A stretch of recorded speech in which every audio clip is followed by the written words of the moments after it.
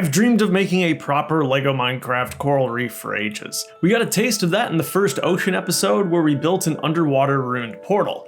And that episode in particular has always been rather special. That was the module that definitively connected the overworld and underground layers for the first time. And unlike the underground builds that came before it, the warm ocean had considerably more lateral depth, taking up a whole chunk of space. With the amount of detail I hoped to capture, such a layout just made sense. So what if we take everything that worked so well in the warm ocean, but made it even more colorful, more detailed, and even bigger yet?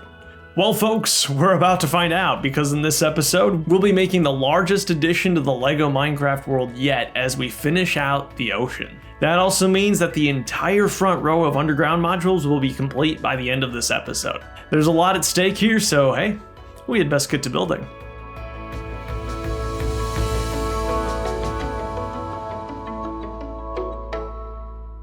Did I mention this one was going to be big? Yeah, it's big. That's 32 by 48 studs or 16 by 24 in-game blocks. It's the same size as the Pillager Outpost module, but there's going to be a lot more bricks involved in this one. To keep our alignment on track, I'm going to bring in the warm ocean module. That way I can make sure that the cliffs, especially beneath the Mushroom Island, all line up very nicely. Such a large module is going to require a very sturdy foundation. That means a lot of basic brick, and you're going to see a lot of different colors of basic bricks. Some of these you might recognize as being from the recent End ship set from the LEGO Minecraft Summer Wave. That's where all that lavender and purple came from. I know some of you are going to think I'm crazy, but I honestly really enjoyed destroying sets. It's just such great fuel for creativity to go on and make the next big thing. And of course, a great perk of having a module this size is that there's going to be a lot of tiling.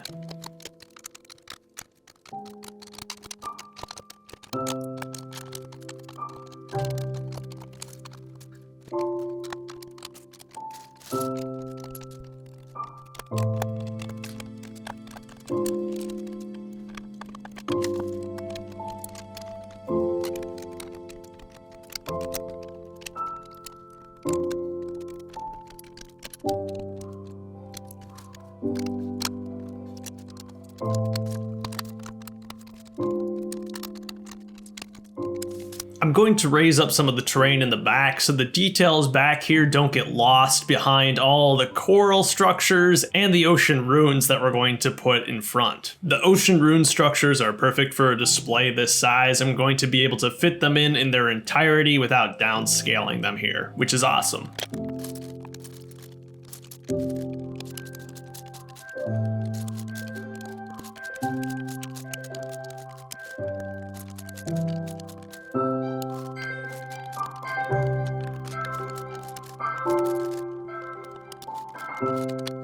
So the first rune that we're going to be building is referred to as Underwater Rune Warm 8. It's a pretty simple structure, just some columns and arches, but I think it translates really well in LEGO because it has some complexity and texture to it. I'm using a 2x2 rounded plate for the cut sandstone. It just helps to break up a lot of the flat tan that you're seeing around the build. The second structure that I'm going to be making is Underwater Rune Warm 4. It uses pretty much the same techniques, it's just a little deeper and a little more fleshed out than the first one.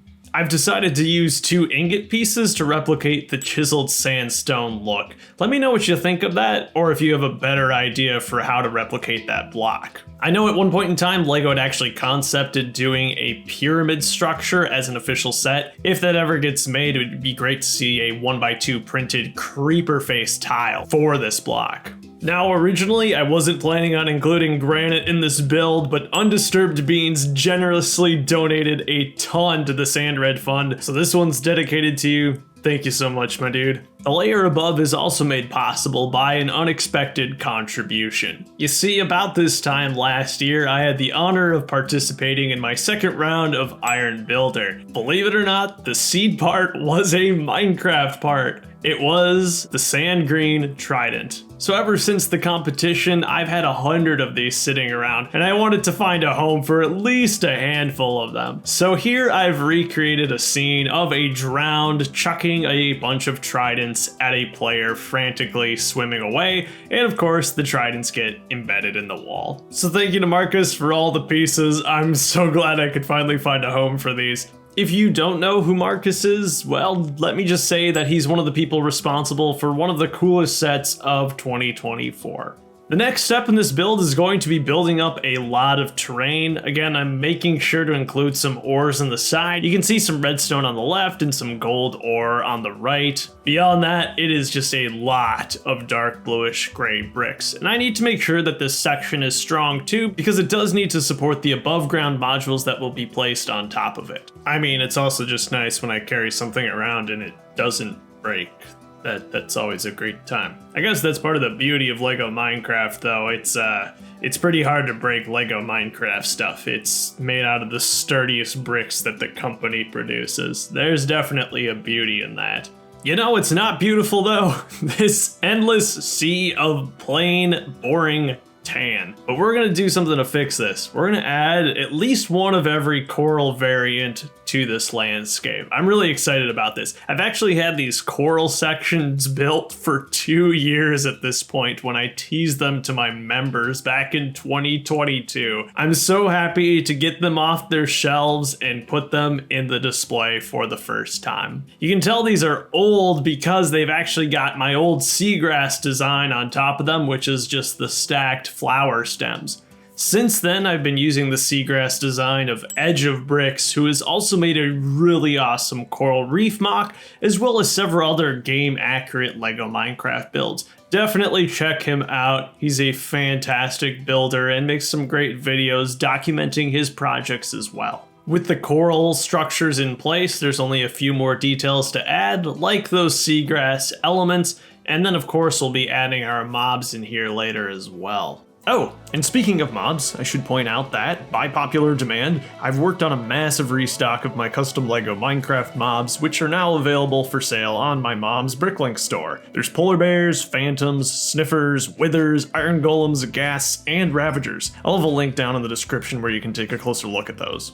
Surprisingly, the only bricks that I needed to order in the moment, at least for this project, were these flexible green sword elements for the tall seagrass. I've been accumulating tan and dark bluish gray basic bricks for quite some time at this point in preparation for this project. But for some reason the seagrass totally slipped my mind. But with those added and a few strands of kelp here and there, the thing really comes to life. It's so detailed and yes, a bit busy, but that's kind of the vibe of Minecraft underwater biomes. Let's add a few mobs in here, like of course the drowned throwing the tridents at the player. The build would not be complete without him. Lego has given us specialized pufferfish builds, so I wanted to include both of them in here. We'll have a few more drowned minifigures populating the runes as well, and I've also modified the official Lego Minecraft dolphin a bit to include some sand blue instead of dark bluish gray. I feel that color is just a bit more accurate. Now I'm going to put this front row of modules together for the first time. This is really exciting because it really feels like this vision, this project is starting to come together. When the overworld gets placed on top, it's going to be quite surreal. I mean, look, it doesn't even all fit on my table. This thing is huge. As I bring in the surface modules, I hope I can give you just a small glimpse of the absurd scale of this project. Once all the underground modules are properly installed, it truly will be a sight to behold. Honestly though, this has got to be one of the coolest parts of the display. It's so satisfying to see everything finally starting to line up, especially when these builds have been made months and months apart from each other. I am so happy that I could finally bring this module to life. I know I have been teasing it for so long, and trust me, I've been wanting it to happen just as much as you have probably. There's something about this one that, much like the first ocean module, is just really special. It's vibrant, colorful, huge, and it fills in a huge gap that's been left in the underground section of the Lego Minecraft world. Next month's episode is another big one. We'll be beginning to lay down the groundwork for the player base, and we're kicking things off by building a wool farm. There are few things that I love more about the LEGO Minecraft line than the many colors of sheep, and I've wanted a proper place to display them all since the series began. The episode will also introduce our first player-built structures, which have been highly requested for many months. If you want to watch that episode early, you can do so right now by becoming a channel member. Hundreds of members have already watched the episode, giving it glowing reviews like beautiful sheep, and so many sheep, grumtastic, and even sheep-tastical. If that doesn't sell you, I really don't know what else will. But if you're looking for more inspiration, you can also look forward to the results of our big LEGO Minecraft module contest, which are coming later this month. That's all I've got for this time, folks. Have yourself a great life, and I'll see you again soon.